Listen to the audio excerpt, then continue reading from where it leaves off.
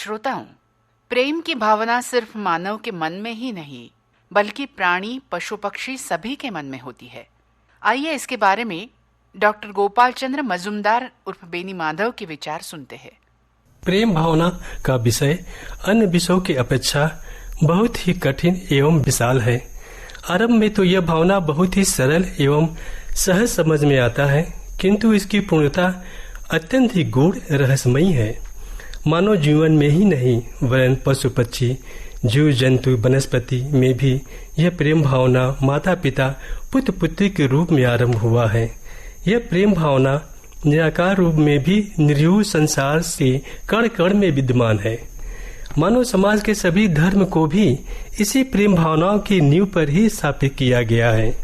यह धर्म चाहे ईसाई धर्म हो या इस्लाम धर्म हो, बौद्ध धर्म या जैन धर्म एवं चाहे हिंदू धर्म ही क्यों न हो, सभी धर्म का नींव यही प्रेम भावना ही है। प्रेम भावना का मूल रूप परिवार से ही शुरू हुआ है। यही भावना धीरे धीरे बढ़ते हुए मानव समाज के विभिन्न रूपों को भी आत्मसात किया है।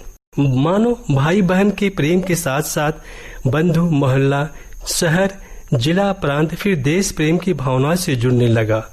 मानव मन में इतना अधिक प्रेम विकसित होने पर भी मानव समाज में पूर्ण शांति स्थापित नहीं हो सका है, क्योंकि यह सभी प्रेम मानव का मोह ग्रसित है। इसके प्रेम में मेरापन की भावना है। यह मानव अपने सभी प्रकार के प्रेम में मेरापन की भावना लिए हुए है। मेरा परिवार, मेरा जिला, मेरा प्रांत, मेरा जाति, मेरा धर्म, मेरा देश, इस तरह उसके सभी प्रेम में मेरा भावना होने के कारण वह समाज में न्याय सत्य के पथ पर सुचारू रूप से नहीं चल पाता है। फलतः मानव समाज में अशांति का माहौल उत्पन्न होता है। विश्व में आज का अशांति माहौल केवल यही कारण है। हम सभी मानव को अब देश प्रेम से आगे बढ़ना है। सभी मानव को देश प्रेम से आगे विश्व प्रेम के पथ पर अग्रसर होना है। सभी को विश्व प्रेम स्वीकार करना ही है। यह विश्व प्रेम की भावना ही मानव को धीरे धीरे मेरापन की भावनाओं से मुक्त कर देगा।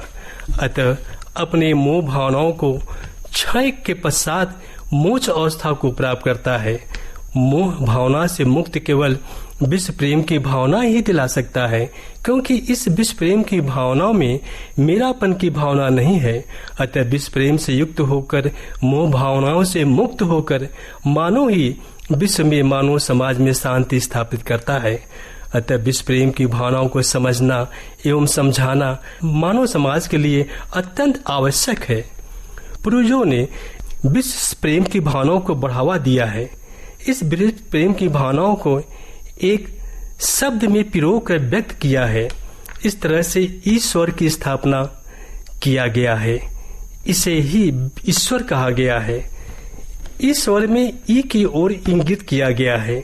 ई शब्द 3 तितिया का चांद एवं एक गोलाकार आकृति से बना है। 3 तितिया का चांद में एक ऊपर, दूसरा मध्य एवं तीसरा नीचे की ओर दर्शाता है। तृतीया का चांद का आकार ऐसा होता है कि उसे देखने मात्र से हमारे आप के अंदर प्रेम भावना जागृत होती है। अतः इस आकृति को प्रेम का आकृति कहा गया है। ऐसी ही आकृति वाली चांद को अक्षय तृतीया, ईद का चांद, ईस्टर का चांद एवं प्रेम का मनोवैज्ञानिक आकार कहा गया है। इस शब्द में चांद ऊपर, मध्य एवं नीचे का होना इस बात का इंगित करता है कि प्रेम ऊपर, मध्य, नीचे अर्थात विश्व में सर्वत्र व्याप्त है। उस सर्वत्र प्रेम को परिपूर्ण प्रेम कहा गया है। इसे ही अल्लाह, ओम, गॉड के निराकार रूप में माना गया है। इस शब्द में 3 चांद के साथ एक गोलाकार आकार भी है जो विश्व को इंगित करता है। इस तरह ई का शाब्दिक अर्थ परिपूर्ण विश्व प्रेम कहा गया है। इसी परिपूर्ण विश्व प्रेम को ही ईश्वर कहा गया है। परिपूर्ण विश्व प्रेम का गहन अध्ययन के पश्चात हम पाते हैं कि यह प्रेम भी 3 तरह के है। पहला निराकार परिपूर्ण विश्व प्रेम, दूसरा साकार परिपूर्ण विश्व प्रेम, तीसरा विश्व के प्रत्येक प्राणियों से प्रेम। इस तरह तीनों तरह के परिपूर्ण विश्व प्रेम को एक जगह स्थापित करना मानव समाज के लिए अत्यंत आवश्यक है। यह कार्य आज से पहले कभी स्थापित करने की कोशिश नहीं किया गया है। आज मानव समाज में जिस तरह से अशांति का माहौल बन चुका है, इसके कारण शीघ्र ही अब मानव समाज को यह कार्य करना आवश्यक हो चुका है। अतः हमने इयाले की स्थापना करने की घोषणा किया है, जिसका अर्थ है परिपूर्ण विश्व प्रेम का घर। ई का अर्थ परिपूर्ण विश्व प्रेम एवं आलय का अर्थ घर होता है। परिपूर्ण विश्व प्रेम का घर अथालय अर्थात इयालय में तीनों प्रकार का परिपूर्ण विश्व प्रेम को स्थापित करने का निश्चय किया गया है। इस तरह यह इयालय संपूर्ण विश्व में प्रत्येक धर्म में मतभेद को मिटाते हुए धर्म के वास्तविक सत्य की पहचान को स्पष्ट करता रहेगा। इयालय में निराकार रूप परिपूर्ण विश्व प्रेम एक ज्योतिनुमा आकार में दिया जाएगा एवं साकार परिपूर्ण विश्व प्रेम रूप भी दूसरा ज्योति रूप के आकार में दिया जाएगा। विश्व के समस्त साकार परिपूर्ण विश्व प्रेम रूप मानव का इस ज्योति रूप में समाहित करके दर्शाया जाएगा। अतः इस साकार ज्योति रूप को ज्योतिर्लिंग के रूप में भी कहा जाएगा।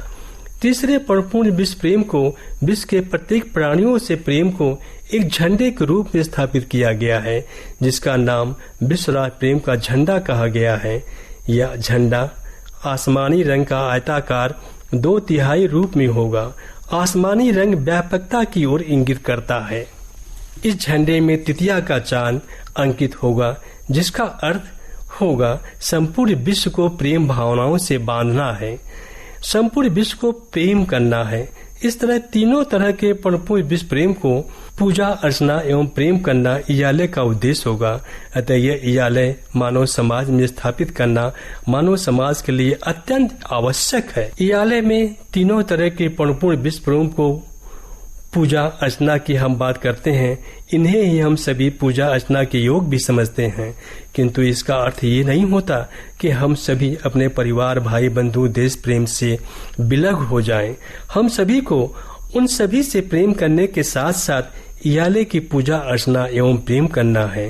अतः इसलिए हमने विश्व के जन जन से यह आह्वान किया है कि वे अपने अपने राष्ट्र के झंडे के साथ साथ यह विश्वराज प्रेम के झंडे को भी उठाएं, लहराएं एवं गीत गाएं। तभी सभी देश के लोग विश्व में सुख शांति से जीवन बसर करेंगे।